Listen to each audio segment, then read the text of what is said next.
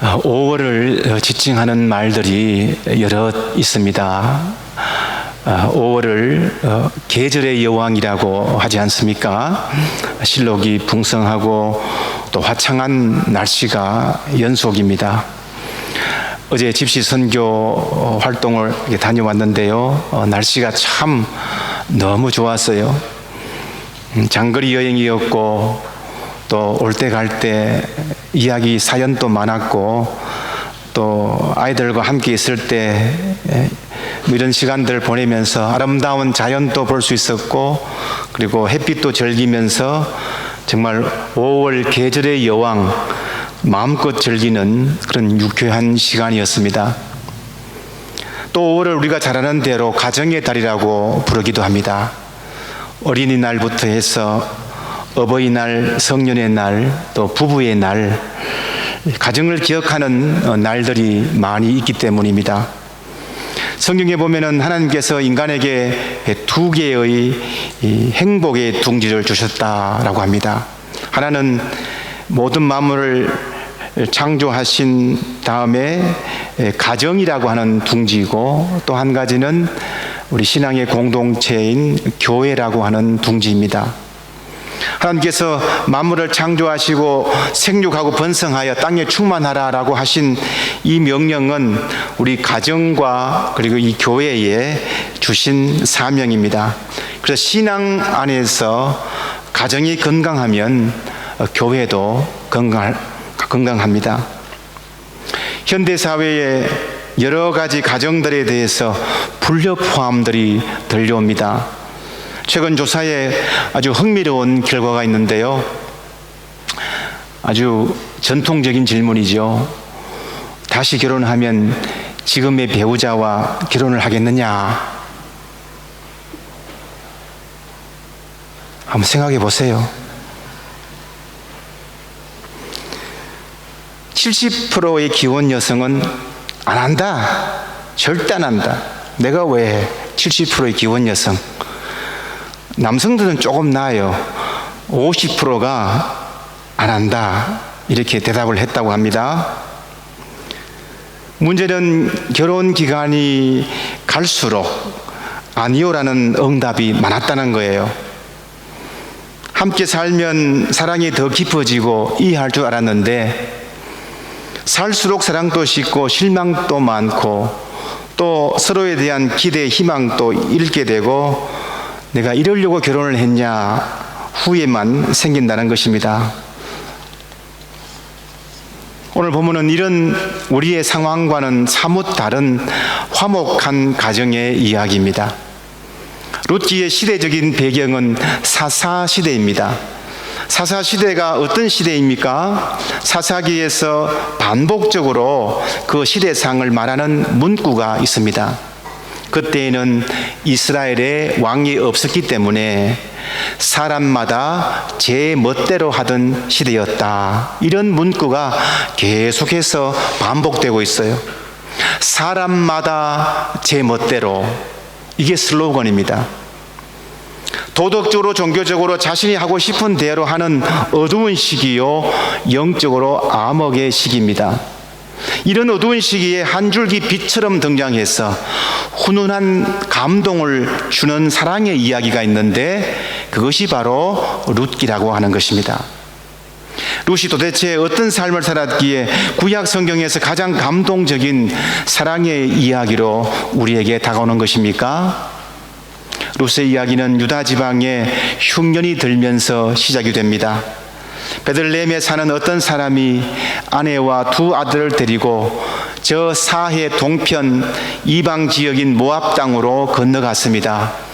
그 사람의 이름은 엘리멜렉이고 그의 아내 이름은 나오미, 그리고 두 아들은 말론과 기론이었습니다.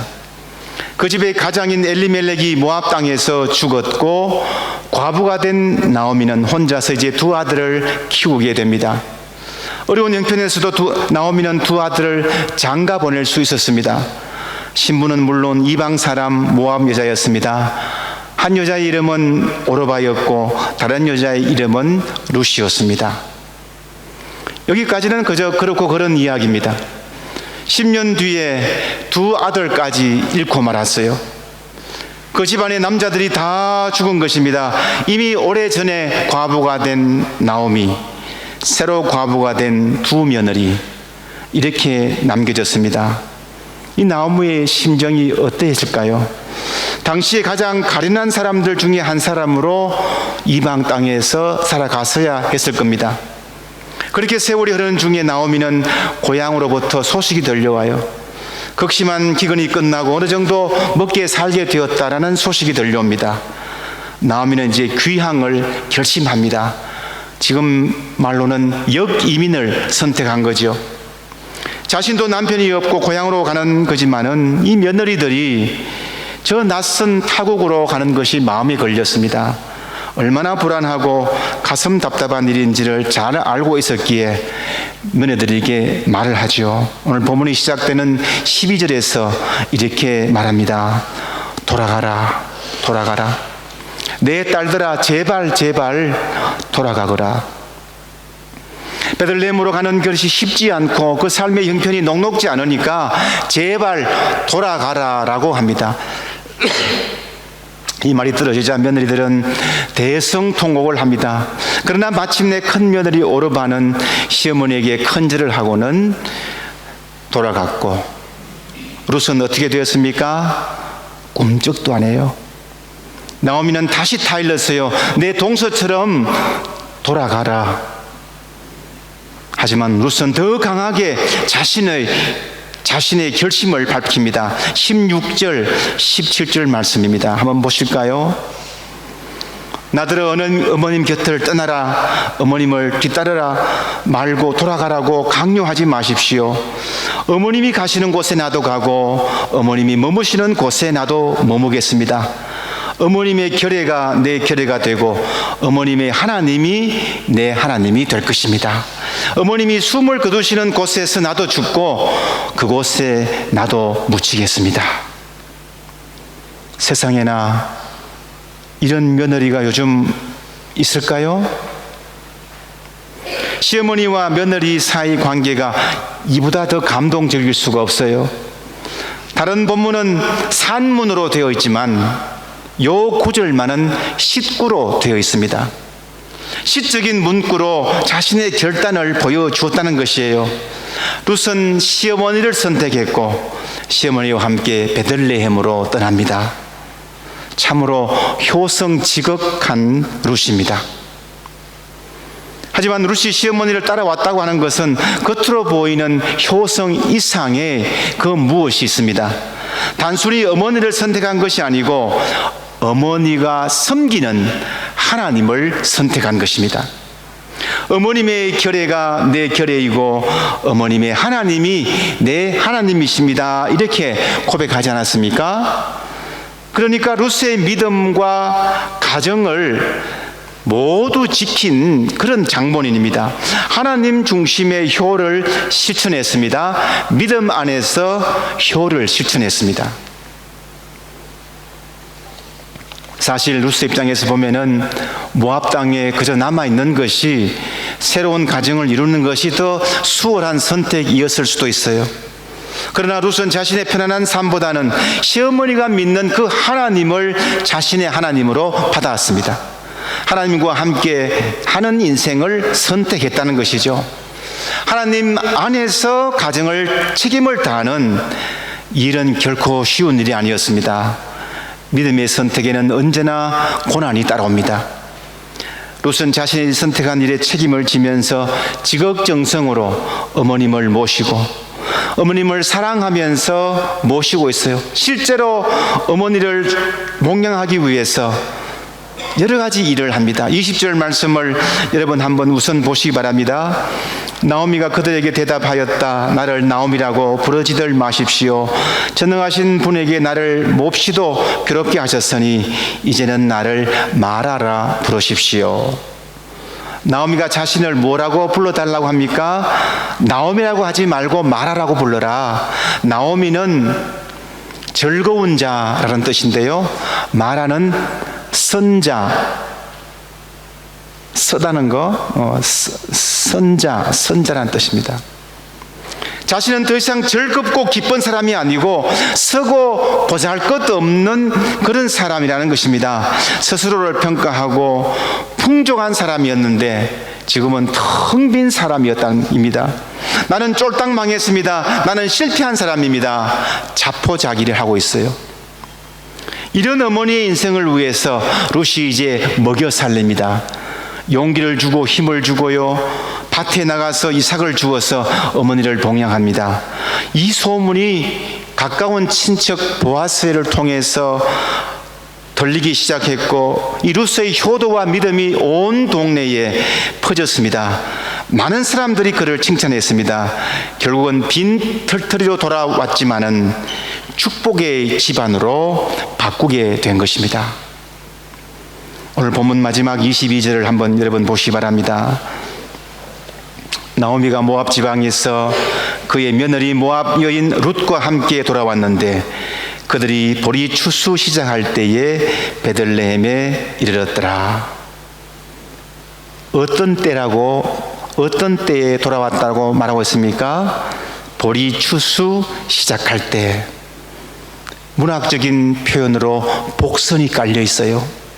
뭔가 풍요로움이 앞에 있고 기대와 풍요의 삶이 앞에 놓여 있는 그 때를 말하고 있습니다. 보리 추수 시작할 때에, 결국 신앙을 선택했을 때에 가정의 복된 삶으로 회복이 되었다는 것입니다. 신구약 66권 중에서 여성의 이름을 딴 성경이 구약에 딱 두 권이 나옵니다.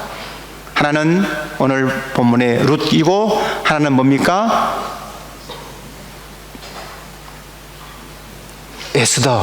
에스더입니다. 에스라 하면 안 됩니다. 에스더입니다. 하지만 룻은 에스더보다도 좀 더 비중이 있다고 그렇게 말할 수 있어요. 왜냐하면은 나중에 룻이 어떻게 됩니까? 나중에 룻이 이스라엘의 역사에서 가장 위대한 왕 다윗 왕의 정조 할머니가 되어요. 이것은 곧 예수님의 족보에 등장하게 되었다는 것입니다. 예수님의 다윗의 자손이니까 룻은 예수님의 조상에 속하게 된 것이죠. 그래서 마태복음 1장에서 예수님의 족보가 나오는 데에 그 리스트를 쭉 보면은 당당하게 룻이 이방 여인으로서 등장하게 된 것이죠. 살몬은 라합에게서 보아스를 낳고, 보아스는 룻에게서 오벳을 낳고, 오벳은 이새를 낳고, 이새는 다윗 왕을 낳으니라. 룻의 축복은 다른 것이 아니었어요. 말씀을 따라가는 복이었고 효도하며 살아가는 복이었습니다. 하나님 사랑, 인간의 사랑, 구체적으로 부모님의 사랑, 신앙과 효도를 잡아야 합니다.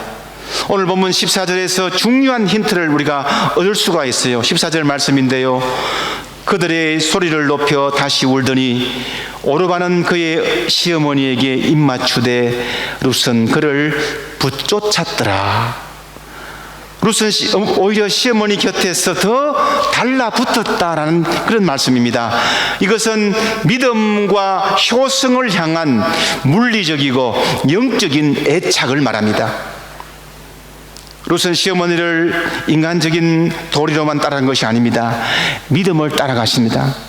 이방 모압에서 다른 신을 섬겼지만은 이제는 여호와 하나님만 섬기겠다고, 어머니께서 믿는 그 하나님만 섬기겠다고 그 믿는 가정에 들어가는 것이 얼마나 축복인지를 스스로 감사를 했습니다. 인생을 바꾼 믿음이었어요. 이 믿음으로 인해서 예수님의 족보에 올라간 겁니다. 이방 사람이요 여인입니다. 당시 문화로는 멸시받고 그들떠보지 않는 사람입니다. 하지만 하나님께서 귀하게 사용했습니다. 반면에 모압 땅으로 돌아간 큰 며느리 오르바는, 거기에 대해서는 전혀 성경이 더 이상 언급하지 않습니다. 모압 땅으로 돌아갔다는 그 외에 성경에서는 한마디도 언급하지 않아요. 신앙과 효성을 선택하지 않는 사람에 대해서는 성경은 더 이상 침묵합니다. 모압에 남아서 믿음을 우리가 실천할 수 없어요. 모압을 떠나야 합니다. 영적인 베들레헴으로 돌아와야 합니다. 신앙 생활을 붙잡아야 합니다. 믿음과 가정을 지키는 것이 고난의 길이었지만은 결국 그 선택으로 말미암아 하나님께서 놀라운 축복을 부어주셨던 것입니다. 효도를 통해서 믿음을 따라갈 때에 풍요의 삶이 약속되어 있는 것입니다. 하나님은 채우시는 하나님이십니다. 보아스를 통해서 기울어졌던 가정이 다시 일어났습니다. 다시 채워졌습니다. 과부의 신분에서 남편을 얻어서 자식을 얻습니다. 재산이 채워집니다. 더욱더 중요한 것은 영적으로 채워졌습니다. 예수님의 혈통이 되었습니다. 축복의 통로가 되었습니다. 그러자 시어머니 나오미의 가정에 기쁨이 회복이 되었어요. 나를 마라라고 불러라, 나를 선자라고 불러라고 그렇게 했지만은 나중에 사람들이 그를 부를 때는 내 생명의 회복자라고 불렀습니다. 텅 빈 나오미에게 생명이 다시 돌아오게 하는 그 닉네임이 부를 정도로 얼마나 기쁘고 복된 삶이 되었습니까? 룻기는 한마디로 나오미 같은 우리의 삶이 어떻게 풍성하게 채워지는지를 보여주는 책이라고 말할 수가 있습니다. 유대인들은 룻기를 77절 때 읽었어요. 77절이 무엇입니까? 6월절로부터 49일이 지난 후에 추수를 하고 감사를 하는 그 절기 행사입니다. 추수를 감사하는 절기에 룻기를 읽었다. 나름대로 이유가 있지 않습니까? 텅 빈 들방 같은 삶이었지만은 지금 고식들로 가득하고 타작마당에서 타작하고 난 후에 그 감사를 룻기를 통해서 나오미의 삶이 어떻게 충만하게 하나씩 채워졌는지를 다시 한번 읽으면서 이 현장을 보면서 얼마나 실감나는 현장입니까? 절망의 가정이 어떻게 하나님의 섬김으로 간섭으로 소망의 가정으로 바뀌게 되었는지를 보여준다는 것입니다. 하나님께서는 공허한 가정을 풍부한 가정으로 바꿔주십니다. 사랑하는 성도 여러분, 참으로 변하지 않는 진리를 말씀드리려고 합니다. 너무나 쉽습니다. 예수 잘 믿고 부모에게 효도하면 복 받습니다. 그 삶이 아름답고 풍성합니다. 사사기의 암울하던 분위기를 다시 한번 날려버리고 한꺼번에 날려버렸던 룻의 선택은 바로 믿음과 효도였습니다. 하나님을 잘 섬기고 부모를 잘 섬기라고 하는 것은 신구약 성경의 핵심입니다. 이것을 잘 실천하면은 더 이상의 텅 빈 삶이 아니라 풍성한 삶이라는 것을 우리 분명히 믿으시기 바랍니다. 이 땅에 부모에게 효도하며 하나님께 믿음으로 순종할 때에 비움에서 채움으로 인도하시는 하나님의 크신 은혜가 우리 가정의 직장의 자녀의 삶에 충만하시기를 주님의 이름으로 축원합니다. 아멘. 기도하겠습니다. 사랑이 많으신 하나님 아버지, 5월 가정의 달을 맞이해서 사랑하는 우리 부모님을 우리에게 허락해 주시고 자녀를 허락해 주시고 가정을 인도하여 주신 은혜 감사함을 드리옵나이다. 오늘 말씀을 통해서 더욱더 믿음의 가정을 이끄는 결단을 하게 하고 하나님을 철저하게 섬기며 부모에 효도하며 가정에 충실하며 자녀들을 사랑하는 우리 모두가 될 때에 텅 빈 우리의 삶일지라도 결국 채우시는 하나님의 손길과 은혜가 우리 삶의 가정의 직장에 자녀들의 삶에 차고 넘칠 수 있도록 주여 인도해 주시옵소서. 예수님의 이름으로 기도드리옵나이다. 아멘.